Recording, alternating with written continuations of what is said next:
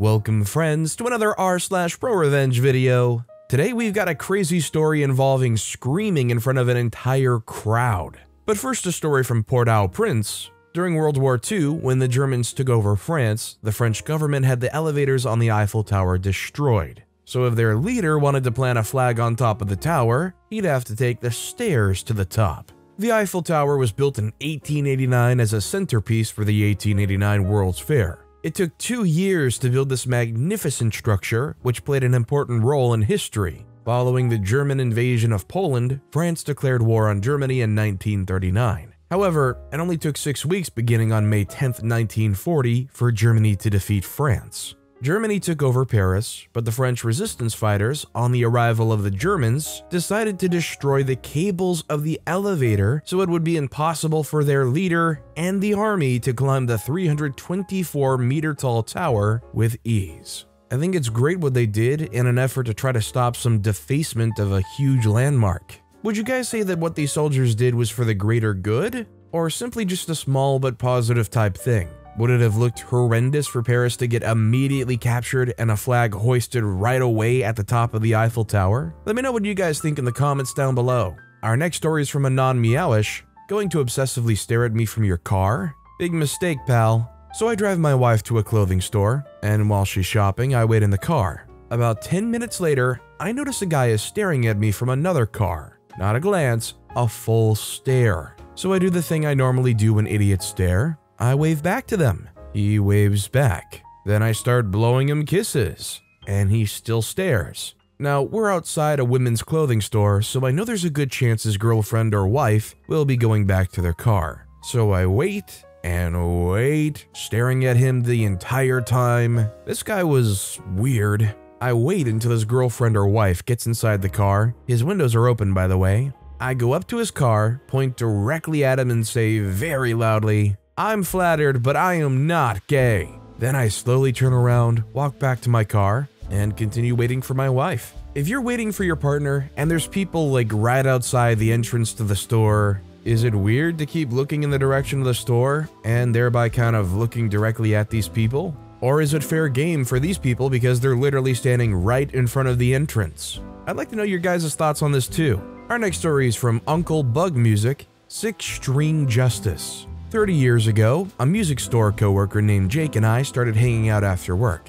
We always had a great time, lots of laughs, and I thought he'd be the perfect fit in my band as a lead guitar player. He was. The other band members liked him and we all hit it off. We played a few gigs and finally got into this new place who would only hire 4 to 5 piece bands. And as a previous 3-piece, we couldn't get booked without our new addition. The owner just thought 3-piece bands sounded cheap and empty, his words. The place wasn't the best bar or anything, but they paid well, and it was another place to play and add to our regular gig rotation.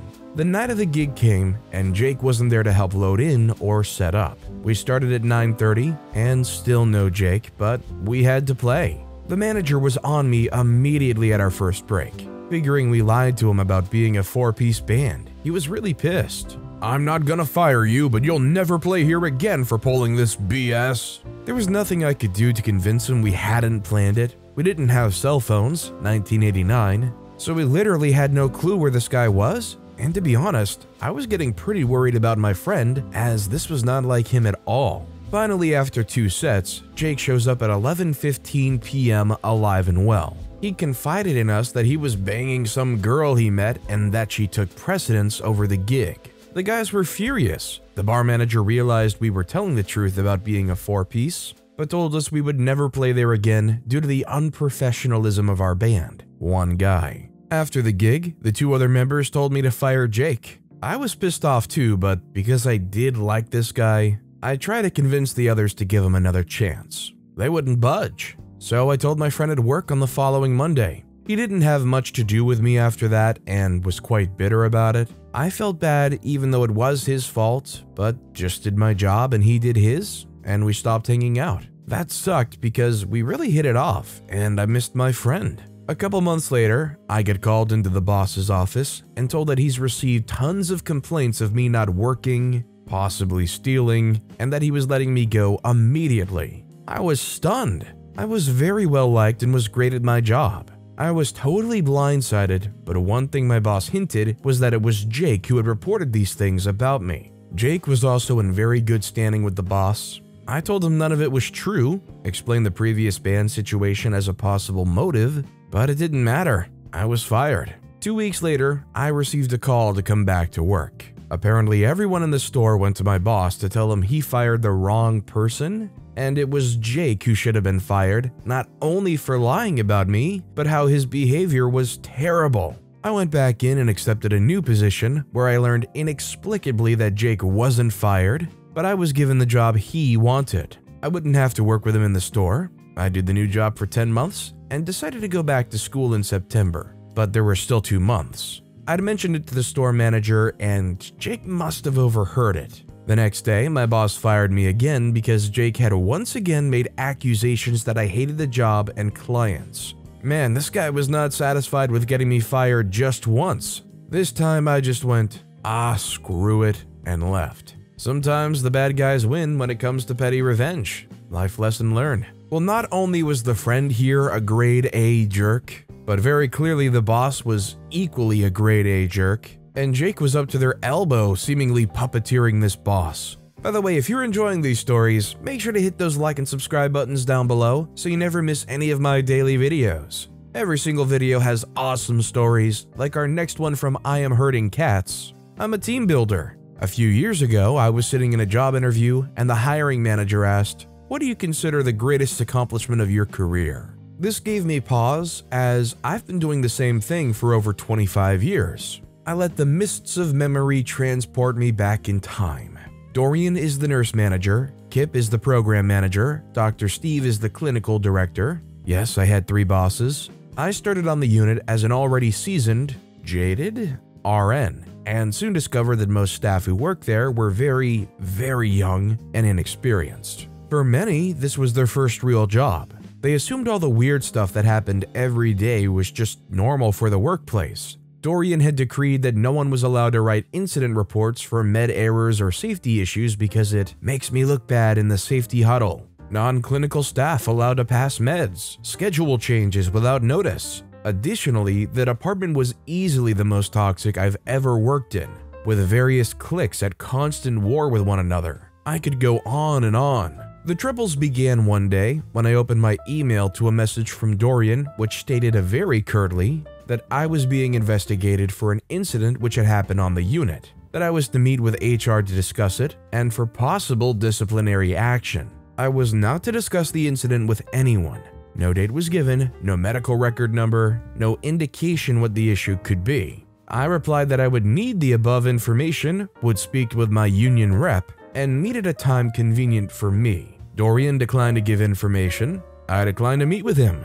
I began receiving emails almost daily, each more threatening than the last. I printed them all, contacted my sister, the employment attorney, tried not to start shaking whenever I had to check my email. I was keenly aware that this is intimidation 101, but it is remarkably effective even when you know that. Because I'm not a direction follower, I was soon discussing this in the break room, and before I knew it, had been approached by 3 other women who had all received the same email on the same day. Comparison showed the emails being sent out about a minute apart. We didn't work the same shifts, nor the same days. We agreed to call into the union rep and refused to meet with HR. Dorian continued to escalate, including cornering us in the hall, stepping in chest to chest and trying to stare us down. He was a very big guy. Before long, we were speaking to more and more women, and it came to light that Dorian had a habit of targeting them with this exact email, followed by others that were more and more threatening until the person would finally meet with HR,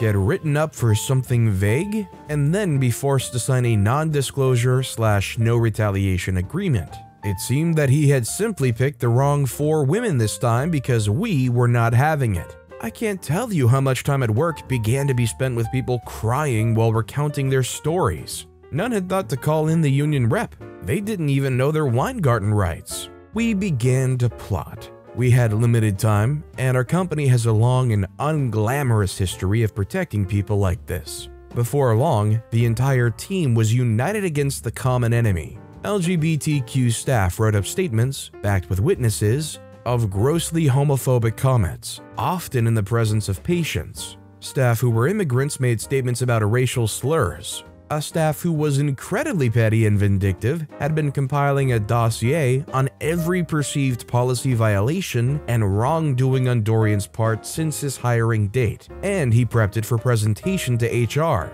The graveyard shift, all huge men, said, "Obviously Dorian isn't trying to flex on us, but we want to help." So they spent a couple nights cruising Dorian's social media posts and capturing screenshots of homo, trans, xenophobic, and misogynistic comments. Worried that they hadn't done enough, the night staff paid for a cheap background check, and what a score! DUI, failure to appear, hit and run, domestic violence, assault with a deadly weapon. Did the company not do a background check? What the freak? Finally, 2 women came forward with complaints of sexual harassment. One incident had even occurred in the presence of the assistant manager, and one was documented in an email. We were ready. We flooded HR with meeting requests, and our union rep coordinated the assault so that on Monday, we met for simple harassment and intimidation. I met first, and HR seemed unimpressed by my complaint. Tuesday, all LGBTQ and staff subjected to racial slurs made their formal complaints.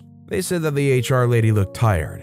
Wednesday started with the background check, moved into the minutiae of policy violation, and culminated with well-documented quid pro quo sexual harassment. The union rep informed HR that the union's attorney was eager to know how to proceed.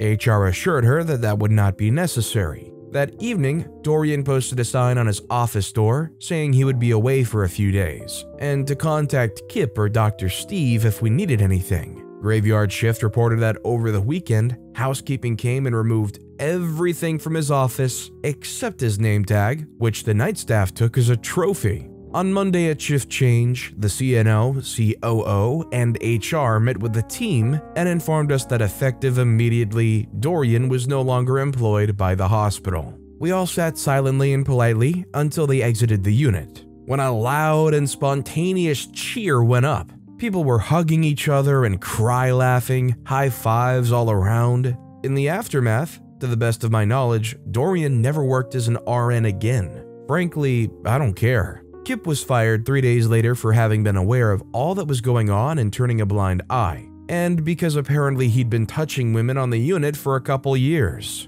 I hadn't been aware of that, but it came out in the HR meetings. Dr. Steve was also fired for sexual harassment. The unit hired an old manager of mine who had a long and well-documented history of, you guessed it, sexual harassment. I quit within days of him being offered the job. The department's foray into getting along crumbled. Most of the staff had moved on to other jobs where they seemed much happier. What do you consider the greatest accomplishment of your career? I sat up straight, smiled, and said, I took a very fractured team and brought them together to achieve a common goal. I like to think I'm really good at team building. This honestly is a really good team building story. I think the only thing that just blatantly sucks here, which I think most of us can agree upon, is that nothing really was actually resolved in the end. They finally compiled enough evidence that the hospital could not ignore, and then they immediately and swiftly replaced them with the next man up on the horrible persons list.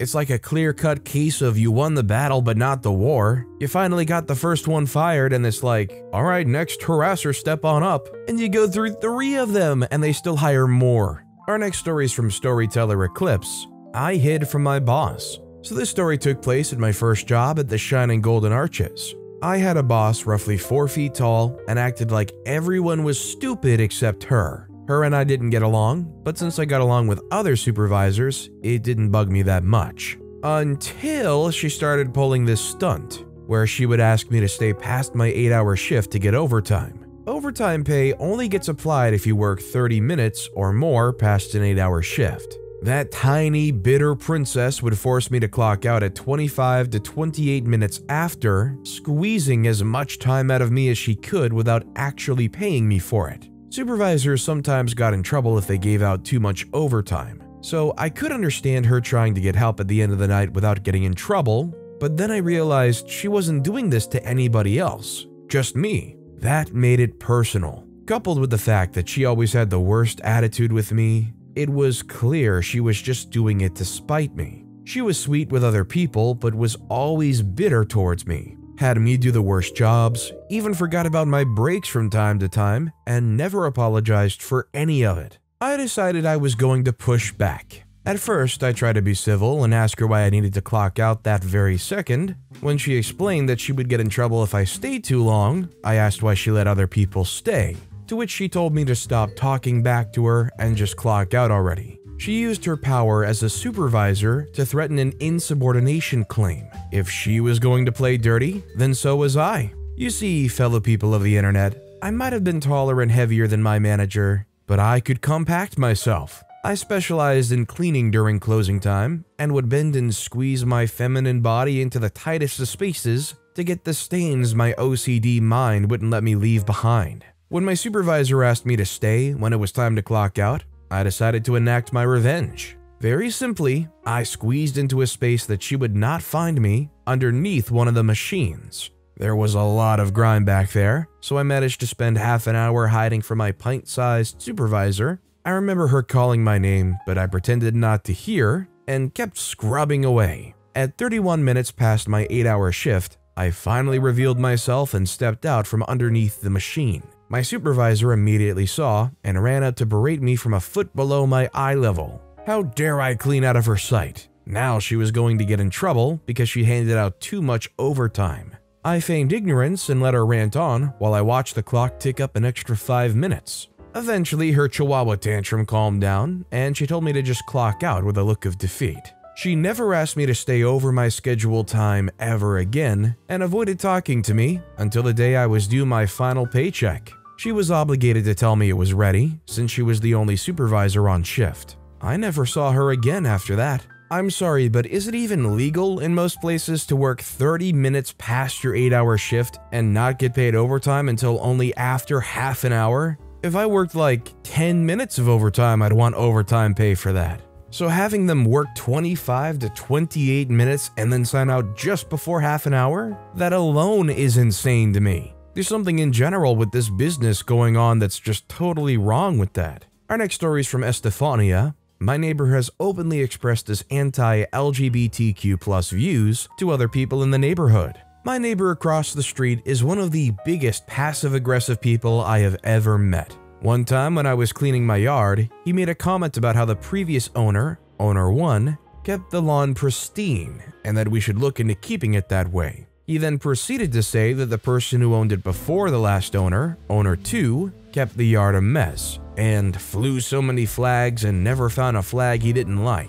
We had later found out that owner 2 was a gay man who lived there for 30 years, flew his pride flags for quite some time. Fast forward a few months, the bigot neighbor mentioned to our next door neighbor that trans people weird me out, not knowing that the parent of their child's best friend is trans. So what did I do? I made my partner mount a 3x5 foot Progress pride flag on the fence that directly faces his house. I also bought a yard sign that has a trans flag on it that says, "Hate has no home here," which also faces his house directly. Little did he know that not only am I a huge ally of the LGBTQ+ community, I'm a big advocate for trans rights. I'm also willing to fight fire with fire. He was really upset at us for putting up the flag, and I'm really glad I'm pissing him off. Bonus, there's a queer teen that lives in our neighborhood that came up to us one day and they said that they liked our flag and recently knocked on our door to ask for permission to take pictures around our yard for their photography class. I'm glad that they felt comfortable enough to approach us all because of the flag we mounted. I think more than anything, it's just good that OP isn't afraid of showing their support when their neighbor very clearly showed they're either at least uneducated or don't understand the LGBTQ+ spectrum. I'm imagining because of their flag comments, they're probably not the biggest supporter, but I think it's good that OP's not afraid and is basically putting this beacon up facing them directly that says they're supportive and a haven for that community. Our next story is from Satanic Frijoles. Bully steals my sack lunch. I was on great terms with my biology teacher in high school. We had a beehive in our classroom, and the teacher was into local reptiles, so was I. One day, he gave me a king snake in a paper bag, so I brought the bag to lunch with me. There was this horrid bully. She was big, mean, and not quite right in the head. She decided to bully me by grabbing my lunch. When she opened it up, The snake slithered out, so I charged across the lunch court to grab it, while she did a terrified sort of hippo dance to get away from it. She never bothered me again. The petty revenge? I didn't tell her that wasn't lunch, because I wanted to see what would happen.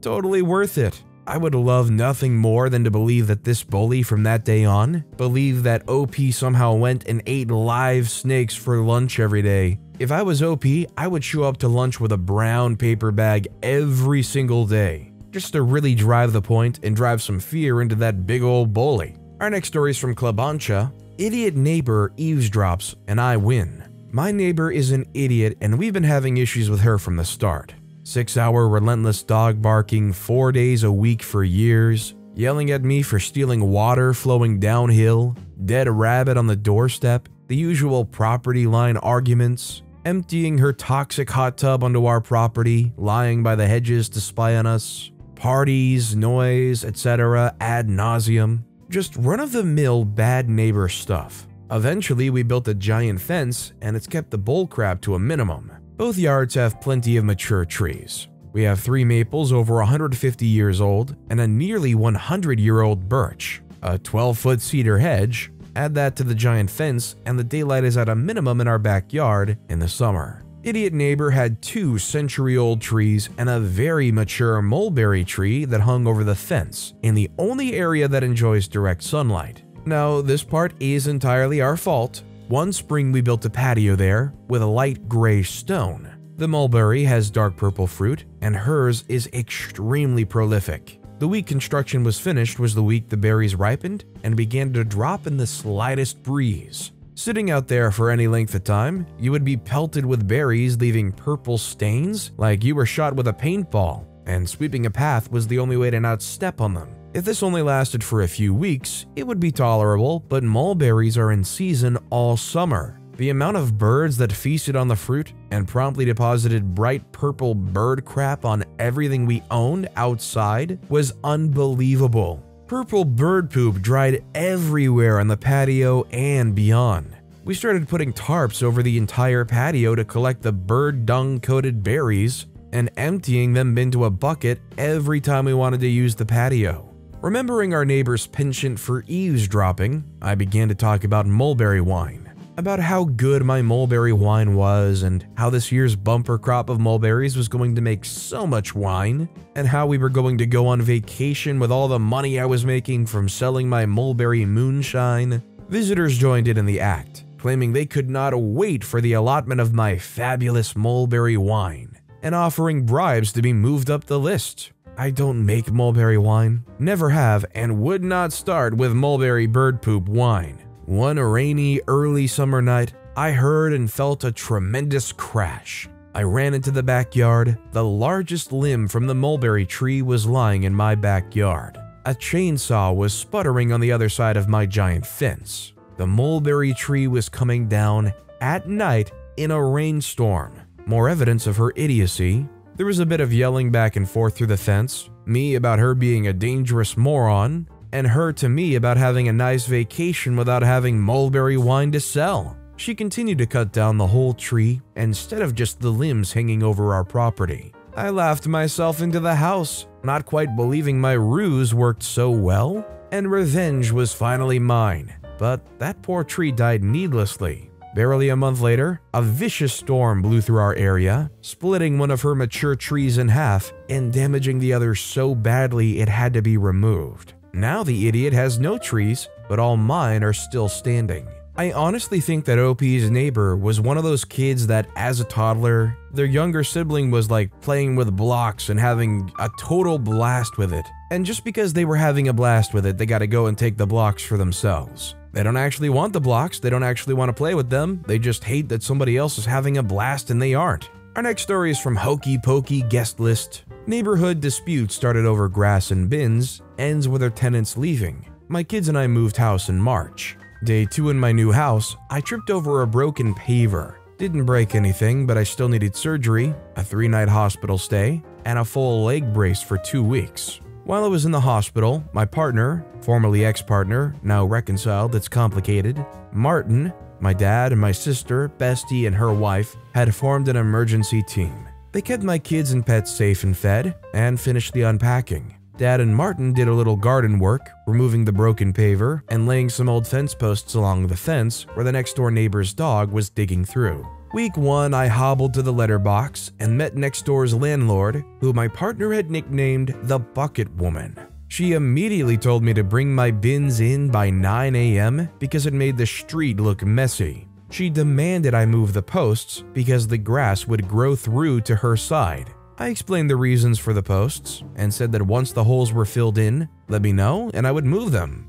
And hello to you too. Week 1 bin day, 9:10 a.m. The Bucket Woman banged on the door. I'm still in PJs and a leg brace. She complained about the bins. I said my bestie's coming by later to help me dress. I couldn't do feet. I'd bring the bins in later. When Bestie pulled up, she had to park out front because my bins were in the driveway. I checked. The council bylaws don't have a deadline for bringing bins in. Next, Martin got temporary approval to work from home at my place. I got home and Martin was escorting the Bucket Woman off the property. The Bucket Woman thought nobody was home and tried to sneak in to move the posts. Martin said next time he calls the police. A few weeks ago, the police arrived. Martin was at work and said a concerned neighbor called about a man and woman having a domestic dispute, and the man was destroying the fence. The Bucket Woman's out the front watching. Once they're satisfied I'm okay and there's no damage, I explain about last week and show them security footage. Later I see them speaking with the Bucket Woman. She isn't happy and she goes inside. I was working nights and the police visit had taken up a lot of my precious sleeping time. I was fuming. Then the penny dropped. The Bucket Woman just let herself in while the tenants were at work. So I spoke to the tenants and I was blunt. I asked if they were okay with the Bucket Woman being in the house while they were out and said I'd seen her there at least once a week. In a nutshell, they were not okay with that. Later, one of the guys came around with a box of Chalkies, thanked me, and said they were moving out right away. The Bucket Woman was furious at me. She says I made her tenants leave and got her in trouble with the rental agents too. She told me I made the street look messy and hang underwear on the washing line. So how will she get new tenants? I wanted so badly to tell her to get off my lawn. I feel bad for OP because they've got the neighbor from downstairs, if you know what I mean. Imagine just trying to make it through life, working nights, just getting out of like a hospital stay, and every single day you've got to deal with some kind of crap from this landlord lady next door that just, no matter what, has something to complain about, always has an issue with you, is always a witch. At some point you're just like, God, I wish you would just disappear. And our final story of the day is from I Don't Know What I'm Doing. I made a girl scream in front of 300 plus people. I like to think that I'm a nice person, generally speaking. I stand for what I think is right, and I try to help others in a way that doesn't make their failures look stupid. My classmate, who I'll name Sally for convenience, tends to think slightly differently. I normally wouldn't be upset at someone for not being loud, but Sally is loud in a way that irritates everyone. She makes fun of a dyslexic classmate of mine for not being able to read and loves to wait for after class to push people down flights of stairs. I would know as I was one of her victims. Since in a few years I would be doing my GCSEs, my school began to take end-of-year assessments more seriously. So we sit in the assessment hall and do our tests on a table by ourselves with all the other classes in our year. Sally had been aggressive recently. Last week she pushed me down a flight of stairs and I landed painfully. Of course, she didn't get in trouble, and this is where my petty revenge begins. I found out that Sally isn't a fan of insects, specifically spiders. For the past week, I began spending hours walking around, going into public toilets and bushes, and collecting spiders, storing them in a jar. My little arachnid army has grown in numbers, and after discovering Sally's seat number in the assessment hall, I've been planting my little soldiers everywhere I could, even hiding some in her pencil case, under her chair, along the legs of her table, and basically anywhere else a spider could go without getting hurt. I cannot stress how amazing it is to see a bully scream her head off in the middle of an exam. She quite literally ran shrieking for help. I've never enjoyed a non-calculator exam so much before in my whole life. I do feel slightly bad, and I decided to free the rest of my spiders. but I think ruining her grades and turning her into a joke is worth it to justify my dislocated ankle and bullied classmates. I think spiders will be my favorite insects from now on. I mean, I definitely would not have the gumption to do what OP did here. I wouldn't keep a jar of spiders anywhere. But honestly, if somebody pushed me down the stairs and dislocated my ankle as a result of it, and there was no legal action done against them, no suspension, nothing like that, I'd be wanting some payback too, so I don't blame OP. But with that being said, that's all the time we have for today. Now, if you want to hear another revenge story that was even more insane than the ones in this video, click on that left video. Or, if you missed my latest video, click on the right. But with that said, I'll see you all next time for some more stories.